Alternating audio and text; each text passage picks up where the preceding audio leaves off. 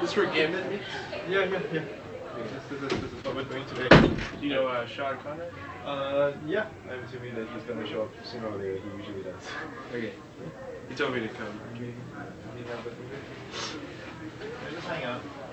Are you staying here or are you just meeting up with him? Oh, I'm staying here. Okay.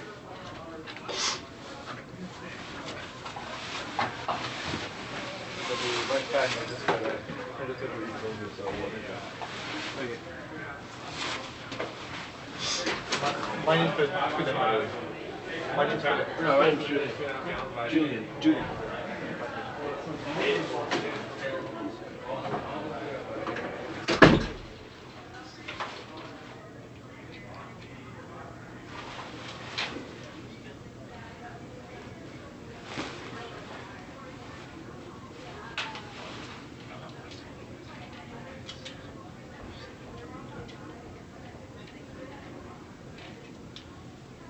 Holy fucking shit.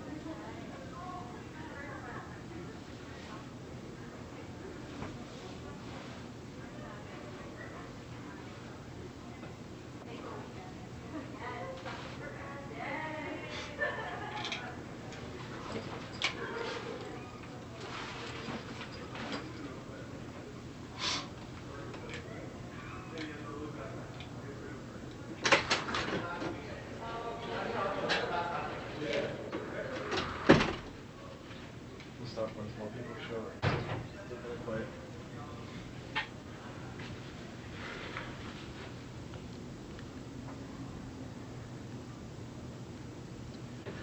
Do you guys just make games in Gambit? We study games. Sometimes we study them by making them. Sometimes we make games to collect data.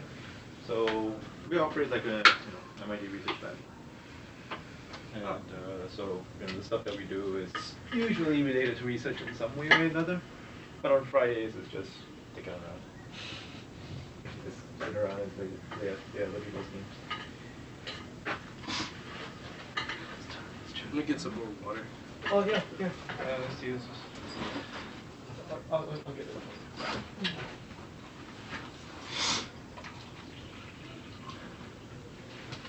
Okay. Oh, I'm gonna fill this out. Okay. Thanks, though.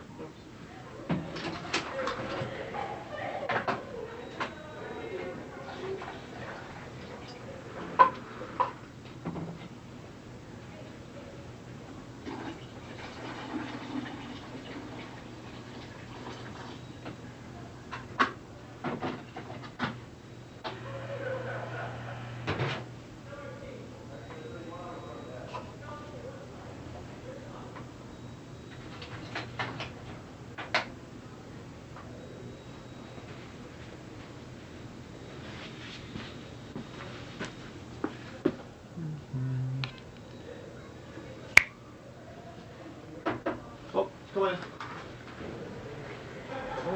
Oh. Hey, Since Friday games, okay. Yay. Yay. This is Charles. Can you leave the door open now? Yeah, there was like 100 people in the corridor just 5 minutes ago, but now it's good. So.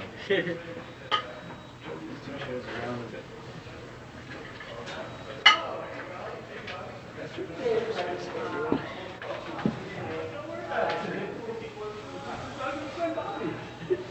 See, Caleb?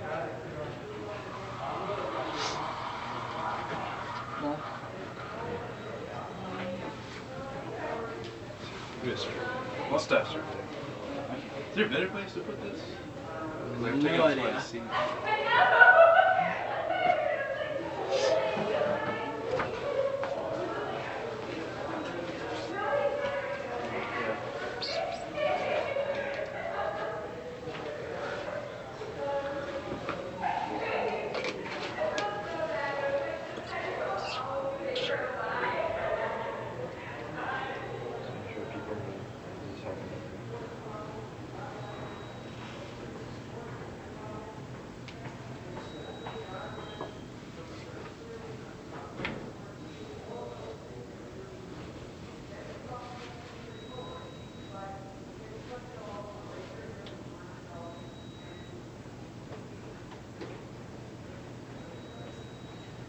There's so many games here.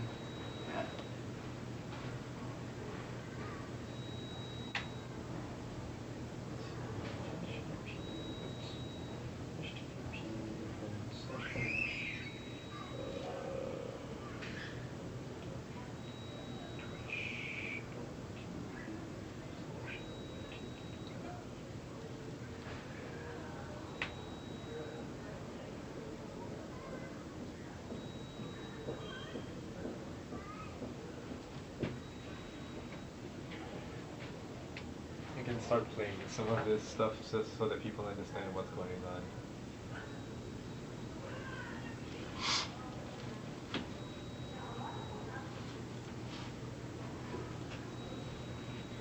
So, still waiting for people to show up.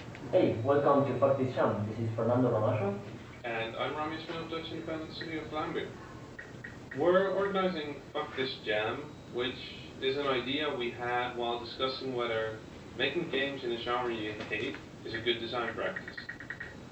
And we concluded that ignorance and hate for existing conventions and flaws in a genre could really be great motivators to make new and interesting and novel things. We've been really excited to see our small game jam idea grow into something 1,400 people from around the world signed up for.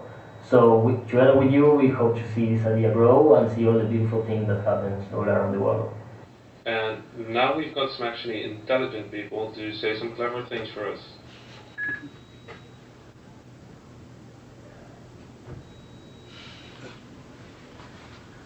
Hey Internet.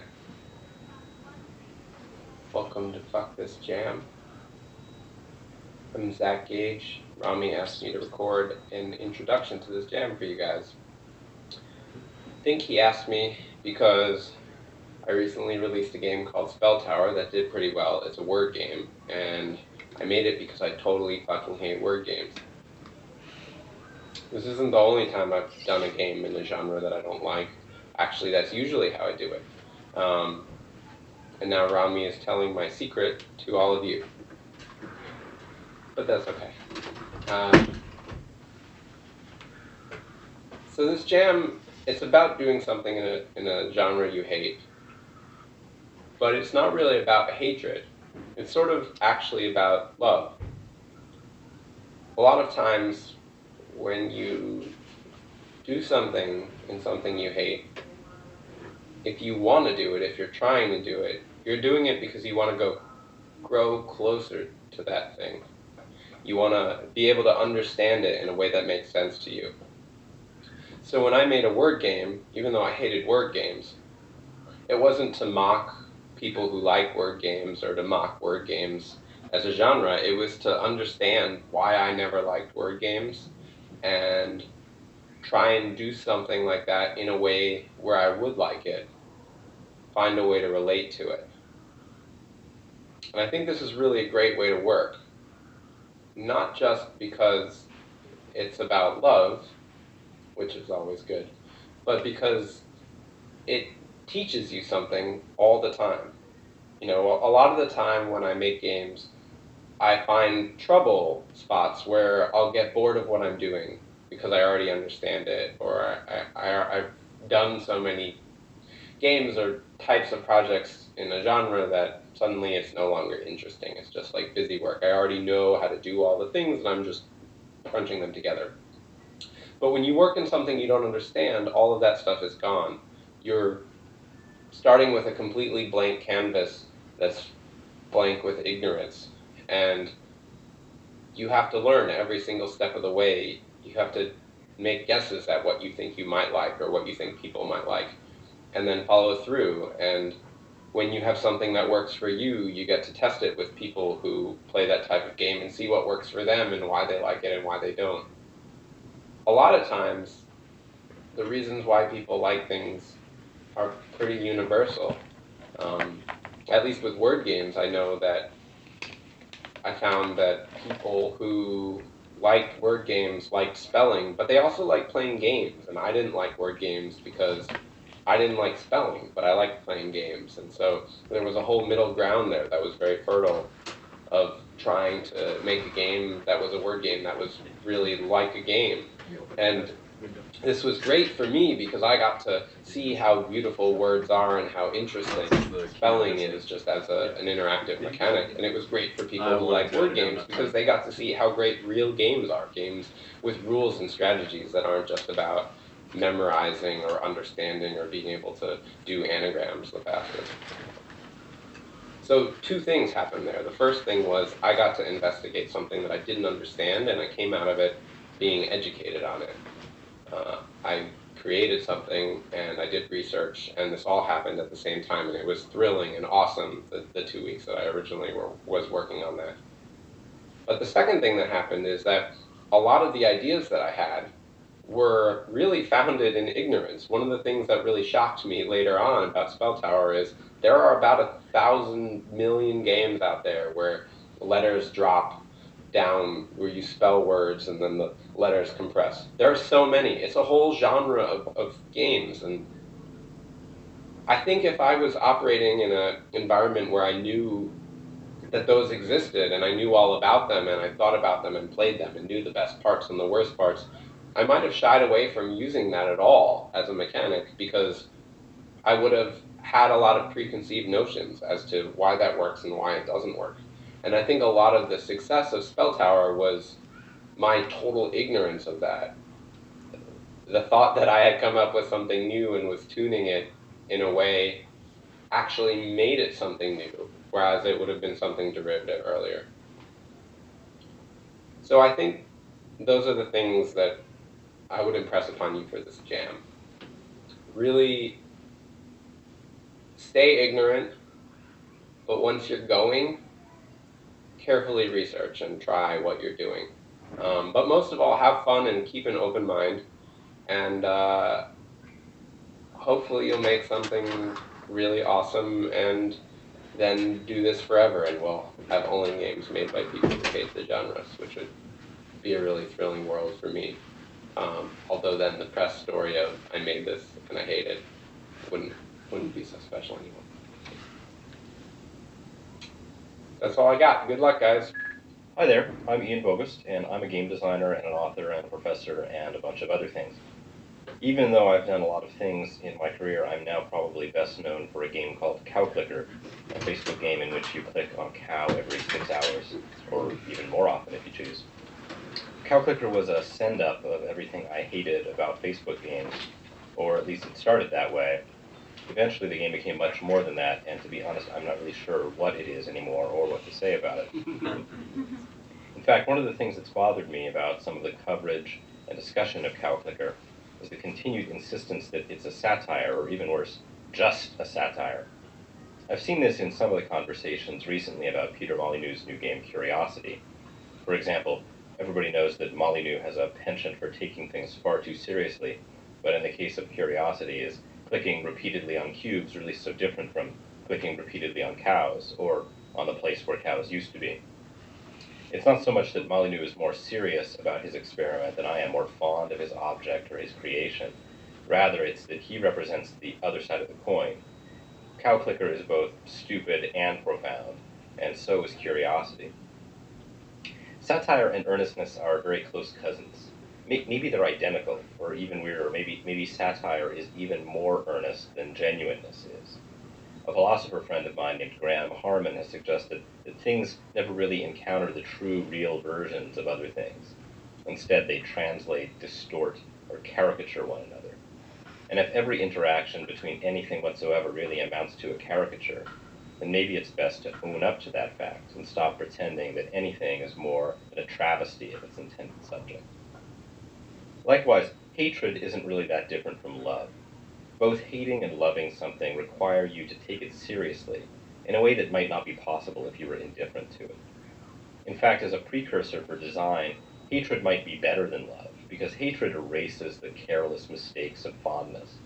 Hatred forces you to look closely at your subject, to try to understand it deeply and fully, even though you cannot bear to look at it or even think about it, maybe. It's a bit like method acting, taking on a character fully and completely, allowing it to envelop you and fill you with what it really is, rather than with what you want it to be. So you're about to engage in a kind of method design. Several years ago, the game designer Frank Lance made a game called Chain Factor. It was an alternate reality game produced as a tie-in to the really just downright awful television show Numbers. Now, I don't want to speak for Frank, but I'm pretty sure he hates ARGs. Yet his team at Area Code, they delineated the genre fully and they embraced its features. They really tried to make a true ARG. Distributed clues, narrative puzzles, and so forth. And at the center of their game was an elegant, abstract puzzle game that was originally conceived as a kind of glue to hold the narrative together. Eventually, that puzzle game became Drop 7, which is perhaps one of the best examples of the puzzle game genre to emerge in recent memory. And likewise for me, a new game called Simony that I'm about to release next week was profoundly inspired by my experience with CowClicker. It's not so much that I stopped hating Facebook games and started to embrace them. Instead, I realized that you can still learn from and be inspired by something you hate, even if you have to squint to do so in spite of yourself. So sometimes hatred leads us to new discoveries. It's not polishing a turd so much as digging for gold in a turd. So as you embark on that process, I wish you good luck. I hope you brought gloves.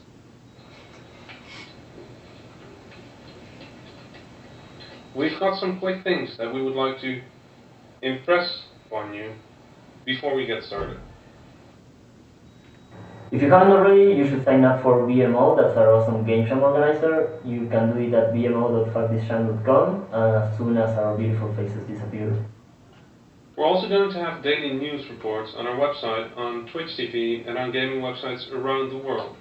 But to have interesting content for that, we need you to live stream, to update your game page and your BMO feed as often as possible.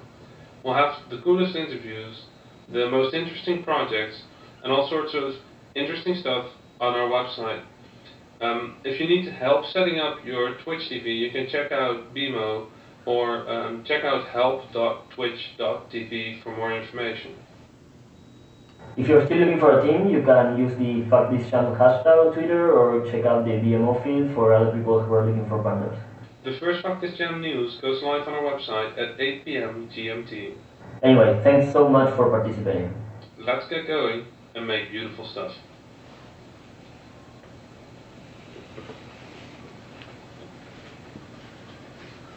Okay.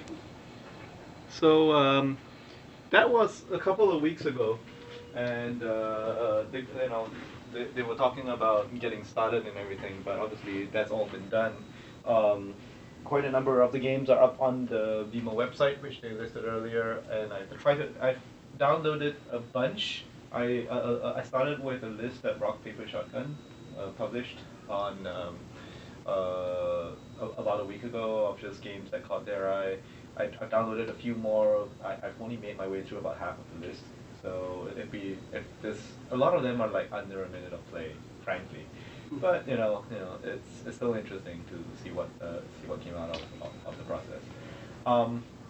This is 1280 by 720.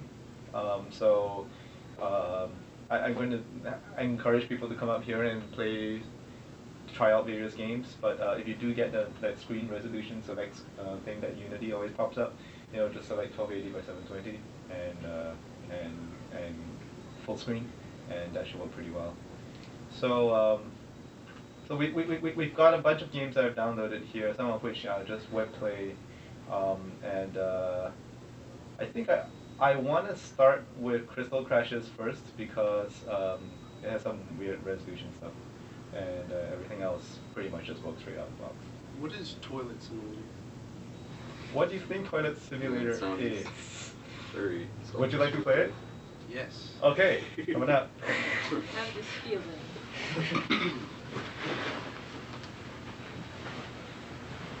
What exciting is Farm Simulator? I don't know how is toilet simulation usually as interesting stuff.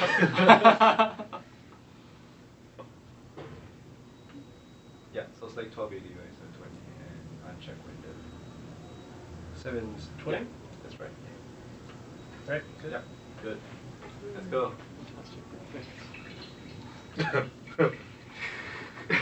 Ew, standing water. Ah! Wait, are you no. the toilet? No! I'm not seeing legs. Oh, yeah. Are you standing on the Yeah, leg? yeah, I think you're standing on. Well, I would Can see you get myself off in the his next reflection. question? Yeah. Yeah. I am toilet. I just have. This disembodied spirit on the toilet. Reminds me of Portal in a way. Yeah. Oh yeah, the gray tile. Yeah. Okay. What if Portal was Really, black just a giant with toilet. a big boat? What is this? What is this? There is the portal, yeah. Can you push the button? Wait, dude, did WASD not move you at all? No, that's the first thing I tried. Get stuck in here. Right click. So, Promise, did there they, are going to be customized did they hate a variations to the particular point. genre, or did they just hate the bathroom? Maybe it's photorealism. Maybe they were going for photorealism here.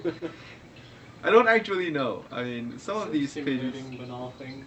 I mean, it looks beautiful. Yeah. it is the greatest toilet. I mean, ever. like, Marcel Duchamp would put this in a museum or whatever. Yeah. But at least the toilets in Fallout 3 you can drink from. Nah. Maybe this isn't Fallout 3, and you can. Well, where's the hand soap water challenge? The Oh, water. I mean, maybe you're in a stall. Like, Yeah. there's some wonderful greater bathroom world if you could only get out that door. Oh god. Oh, I just hit space.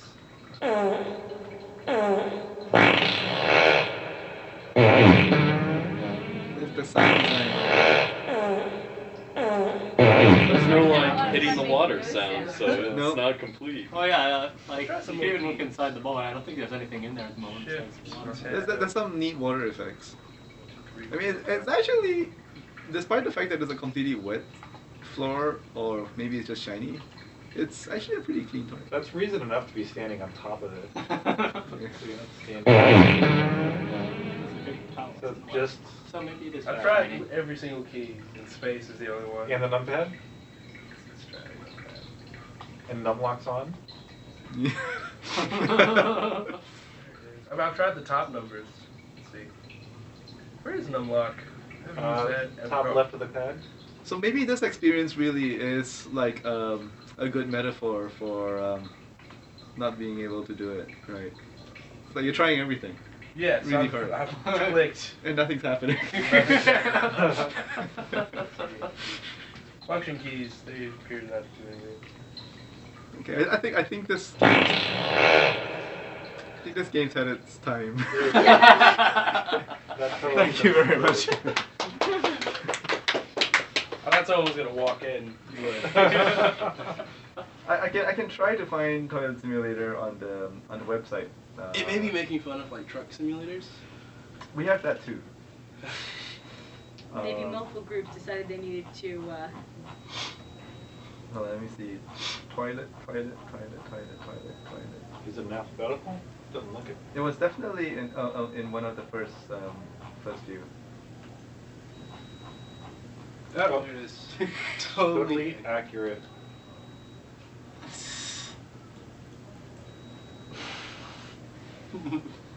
We At least you know you weren't missing anything. Yeah. Okay. So yeah, well, you know. No splash sound. Someone else complained about that. All right. So all right. So we could play. I mean, we don't. We can play this in any order, really. So if do anything. Crystal Crasher since it's the resolution and. Yeah. Okay. Since it might break the world. This would be a decision. Oops. Let me reload that. You feel like Yeah. you guys ever play Android games? Android games? It's a bit difficult to stream. You know, it's going on into the video. Can you broadcast Android games? I think like connected also HDMI. Do you have HDMI? Yeah. Yeah. Evo 4G does HDMI. Okay, so maybe we'll do that in the future. But today is gonna be these games, so yeah. So yeah, we can totally do that. I'd love to see what you guys think about it. Person sucks. So the thing about this game is that it has a lot of opening credits. Is that one thing they were mocking? Probably. It does remind me of the Family Guy joke where he's trying to watch a movie, but every time it comes up, it's different. He thinks it's the movie starting, but it's really a studio song. Yeah. I'm not entirely sure if the Zoom thing is actually working right. Yeah, is it supposed to be a vertical resolution game?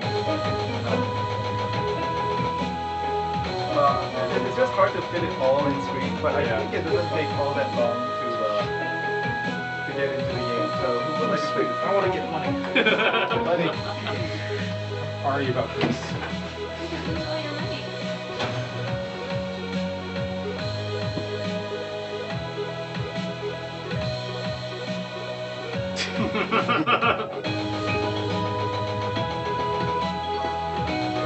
Okay, alright. But to get out of the app, I need to pay $15. Oh, nice.